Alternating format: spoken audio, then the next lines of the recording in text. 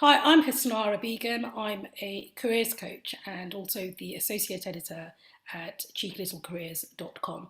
I'm really pleased to say that I'm joined by Paul Gascoigne, who is a senior um, HR manager at the London office of top US law firm Sherman and Sterling. He's also responsible for the trainee recruitment process at his firm.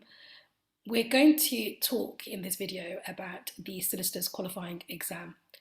Look, you may be tempted to switch off, because I know I would have been, because the mere mention of the SQE used to make me yawn. But take it from us, the SQE is a really big deal and is going to have a transformative effect on the way you can qualify as a solicitor in England and Wales. So please sit up and pay attention, because this is really important stuff. So Paul, how are you, first of all? Yeah, very good. Thank you. Thanks very much for inviting me onto the podcast. I'm looking forward to it. Yeah, no, should be good. I think this is such an important topic, and lots of confused students out there not sure how this is going to affect them or going to affect them at all. I think the first thing we need to highlight is that it's here, isn't it? Yeah, that's right. Yes. So the SQE has started. And I think for a long time there were confused students and also confused recruiters. But I think slowly and surely people working in law firms have got their head around the SQE now and are starting to make some concrete plans. So what is it? What is the SQE? Well, it's essentially a new system of qualifying for solicitors. So out goes the LPC, out goes the traditional training contract, and now we have the SQE. So to qualify now, you need to have a degree in any subject. So essentially that stays the same. And then there are two examinations, so external examinations. So the first one is known as SQE1, and very, very broadly speaking, that tests legal knowledge. And then there is SQE2, which again, very broadly speaking, tests legal skills and knowledge. And there is an element of work experience. So people will still need to do 2 years work experience. But the difference now is that you don't need to do it in the same firm in a traditional 2-year training contract. So you need an undergraduate degree, need to pass SQE1, SQE2, and have 2 years work experience. And then also a suitability test, which is essentially a background test. And that's now the route to qualification. So I think it offers a lot more flexibility than the existing or old system, because the two systems were running parallel for a number of years. And I think they're still going to, aren't they? That we are in a transitional period, so students have a choice. And I'll come on to asking you what you think would be the preferred route, if any. Yeah. I think what I'd like to add on that is that it's actually, a lot of people are comparing the SQE to the LPC, and it's almost like comparing an apple to a pear, because the LPC is a course, the SQE is an exam, and the terminology is the SQE is the exam, which the first one will be in November for those of you who are interested in dates. And then at the moment, some providers are already offering prep courses, and there will be more springing up. So, if you're a student, pay attention to what the providers are announcing with regard to the content of their courses and, of course, the sort of fees that attracts. What are your thoughts on the SQE? Are you a fan, or are you sitting on the fence?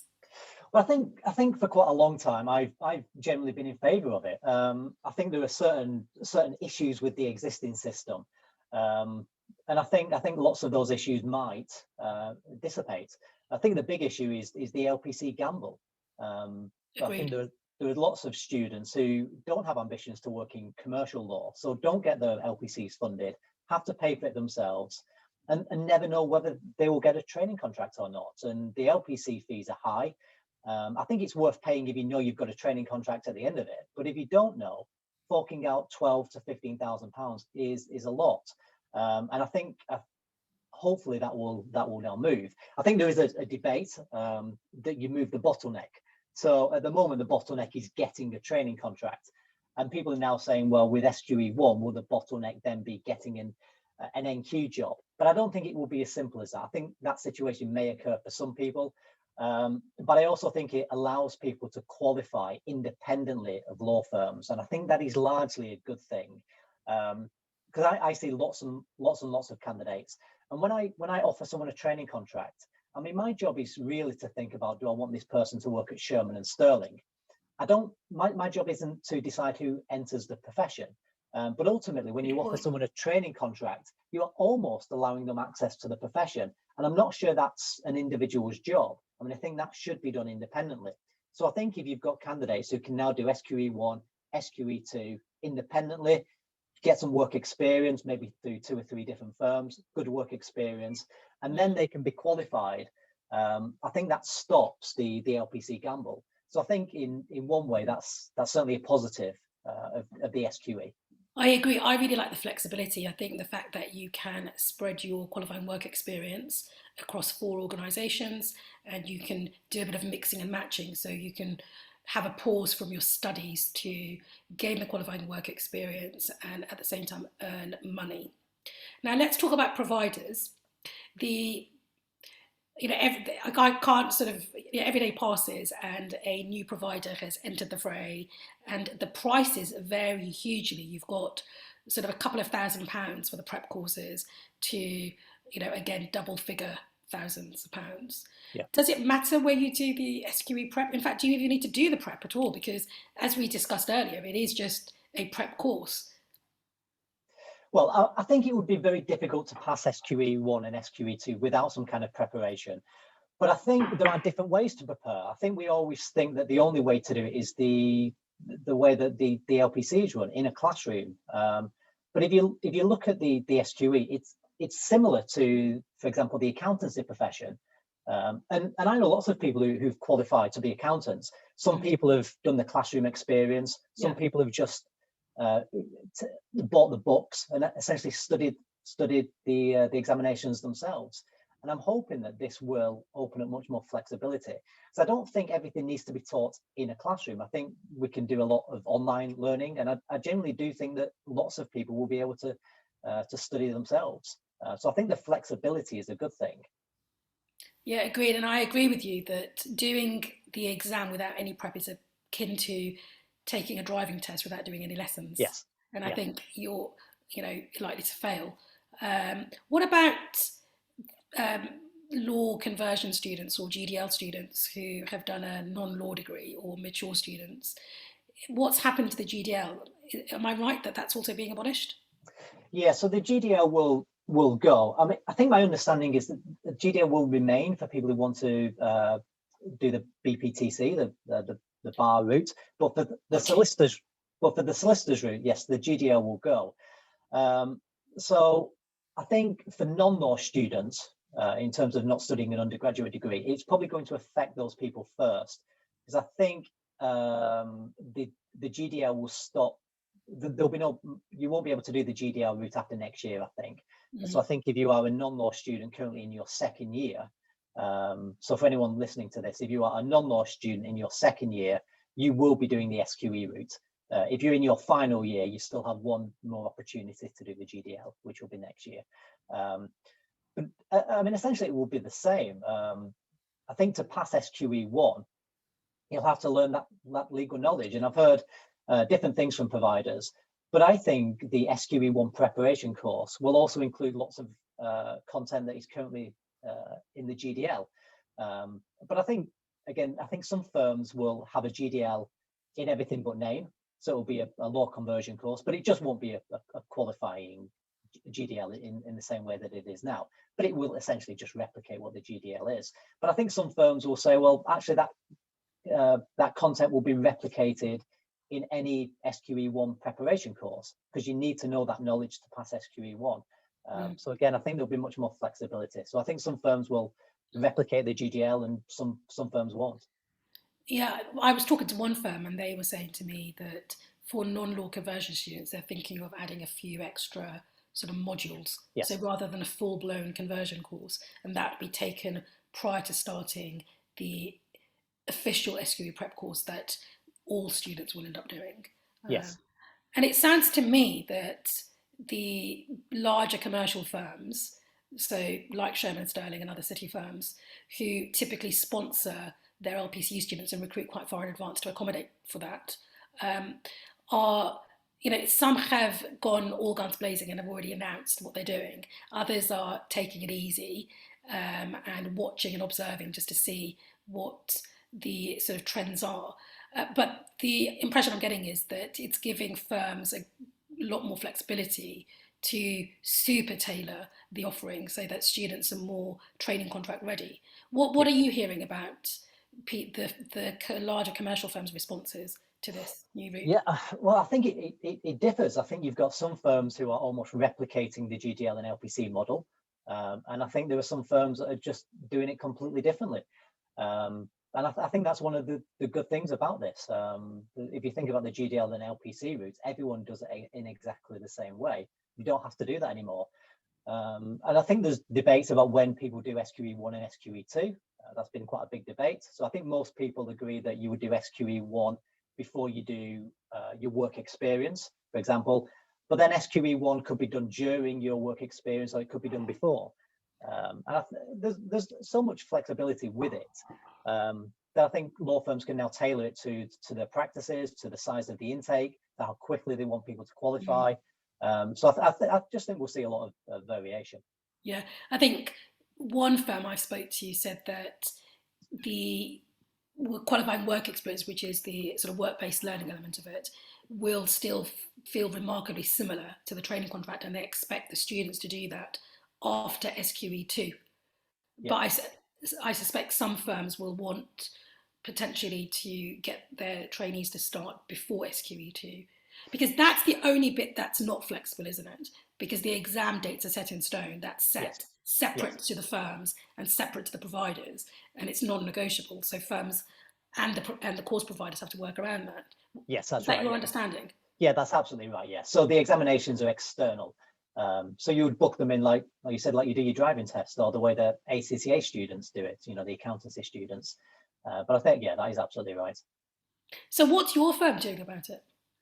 Well, still in the planning stage. I think we're nearing a completion of what we would like to do. Mm. Um, I mean, I think you're right. Most commercial law firms will probably still run something that looks like a training contract. Because I think generally commercial law firms think that's a good idea. 2-year rotational training contract where people come in, spend 2 years in the firm, and move around 4 different departments. I don't think that there is a great call for that to change. So I think for most firms that will stay.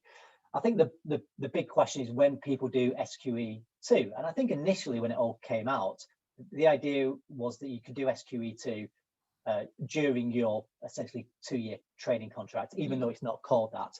But I think now we've got some more details. I think people think you might need a bit more of a preparation course. And due to the exam dates, I think lots of firms will now do SQE1, closely followed by SQE2, and then move people into the 2-year work experience program. Mm. I think that will be the I think that will be the most common way that law firms set this up.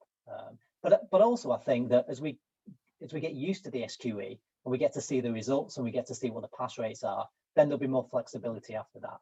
People will just be a little bit hesitant at the beginning and will probably try and replicate the existing model as much as possible until they've got some results and they feel more comfortable about flexing either way. Yeah, I agree. There is still quite a fair bit of hesitancy, and there is, the legal sector is infamous for being conservative and super cautious. So Mm. that does not surprise me in the slightest. But I think that there are also some firms are using this as an opportunity to innovate and to think, well, how can we do this Yeah. in a way that's going to prepare our future trainees to be lawyers for the 21st century, because the way lawyers are deployed within law firms has changed. So, Yeah. I think it's exciting. Yeah, and I think there's lots of opportunities for maybe trainees to get involved in some of the departments that are now that are becoming much more important: legal Mm, project management, knowledge management, sure. risk, business development. I think a training contract is going to look very different in maybe 5 or 10 years' time. Talking of training contracts, what's the market's sort of stance? By that, I mean the legal market and employers. What's their stance on students who are self-funding SQE prep courses, that much in the same way they would do the LPC? How does that work for them in terms of applying for training contracts? Because that's a question I'm hearing quite a lot. Are they still eligible? Do the So timings work? So that will depend very much on the individual law firms. Sure. So my personal view is I always want people to apply. So I don't think we'll be able to have a situation where we essentially turn the tap off the LPC route and then turn the tap on for the SQE route, because I think people just study at different. Sometimes people apply and they've already done the LPC. So let's say, for example, you decide to move to the SQE. Essentially you're then saying that if you've done the LPC, then you can't apply, or you have to do the whole thing again. I don't really think that's the right thing, but I do think that some firms will have that policy where they will just say, well, up until this recruiting cycle is the existing route, and from this point onwards, then we put everyone on the SQE. Then I think students will then need to do their research in terms of what individual law firms are, what the essentially entry requirements will be. Yeah, I couldn't agree more. I think that it would be such a shame for students to spend 2 days putting together a fantastic training contract application form only to find that no matter what is included in that form, if a firm's stance is conservative and cautious and they only entertain discussions with undergrads, penultimate year students or students on the GDL, then that's going to get your application nowhere. So if in doubt, pick up the phone to the graduate recruitment team or email them and just check their opinion on this. And I think from my perspective, it's also worth looking for other subtle clues. See what the law firms are saying about the SQE, listen to their podcasts and webinars and see what their attitude is towards, for example, career changes, diversity, etc. Because I think the overall culture and recruitment trends of that firm is going to be quite revealing, isn't it, as to what their stance is going to be on this new way of qualifying. So, if a firm's trainee profiles all show people from undergrads at Russell Group universities, then you know that firm is probably going to have a little bit of a sort of backward stance on all of this. So what do you recommend? Do you think, obviously students at the moment, because we're in this transitional period, they've got the option of going down the LPC route or the SQE route. What's your advice to them? Is one better than the other, or is it frankly just a means to an end? Yeah, I think it's just a means to an end. I mean, I think if we look at our trainees, and actually even in the lawyers, and you think about what makes them successful, it's not whether they've done an LPC or the SQE or any other type of professional qualification. When you work in an international law firm, you have people who qualify through lots of different jurisdictions. So we have people who qualified in New York bar qualified, UK qualified on the continent, Australian qualified. It's not to say that any one subset of lawyers is better because of those professional qualifications. Ultimately, if you're recruiting the right people and you train people well once they're in the firm, I actually think those factors are more important. So I think for students, they definitely shouldn't overthink the LPC or the SQE. And I think for most commercial law firms who recruit in advance, the law firm will just tell you what they want you to do. So for people who apply this year, the law firm is probably going to say GDL LPC route.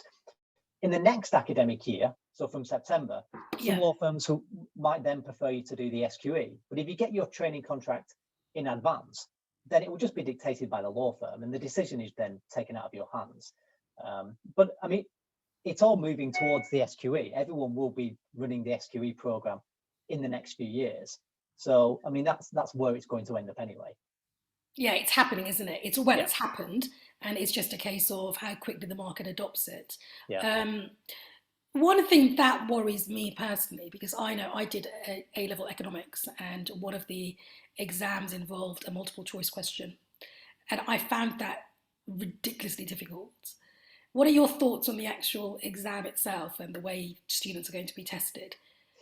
So I suppose it's more like the qualified lawyers transfer test, where it's through multiple choice, and those are hard examinations. But I don't think there's anything wrong with it being a hard exam. I mean, I don't think the legal profession should be easy to enter. So I think if the standards are high, that's a good thing. I think the safety of the profession is then being considered. You think about it at the moment, and I've heard this argument that actually, in some ways, it's quite easy to qualify as a solicitor if you get a training contract, because you can do a law degree, and I think after, if you pass your first year of an undergraduate law degree, then most people pass. The failure rate of an LPC is very, very slim. And then if you do a training contract, I mean, law firms generally sign people off at the end to say they're fit to practice. So you can argue that there aren't that many safeguards. And I think with the new system, because it's an external exam, you have to pass an external benchmark for SQE1 and SQE2. Then you could argue that the standards will be raised. I mean, it's yet to be seen, but I don't necessarily have any issues with the multiple choice. Sure. Okay. I've spoken to a few students who are doing the SQE prep course at the moment, and their feedback to me has been it's quite intense, but nothing to sort of worry about. Yeah. They obviously haven't done the exam yet, so the jury is still out as to how difficult the exam is going to be compared to the LPC, where some exams are open book, frankly. Yeah. So you can just have your notes with you, etc. Yeah. Before we wrap up, what are your any sort of final thoughts on this? I mean, I think for students, I think one of the good things is that you can study in lots of different ways. So for students who might be struggling financially and want to do it the cheapest way, go for it. A law firm will not think of you as a lesser candidate because you've passed the SQE by studying at a certain law school, even if you've self-studied, studied online. So I think that flexibility opens it up. Law firms don't really look at the law school that you've gone to in truth. So in terms of passing SQE1, choose the best option for you. I agree with you in that for me, the SQE provider, provided that you're taught in a really solid way, the brand or the prestige is really, frankly, not a big deal. For me, the most important thing, especially for students who are self-funding and aren't going down the sort of large city law firm training contract route, is making sure that you don't qualify by whatever means just to get your foot in the door.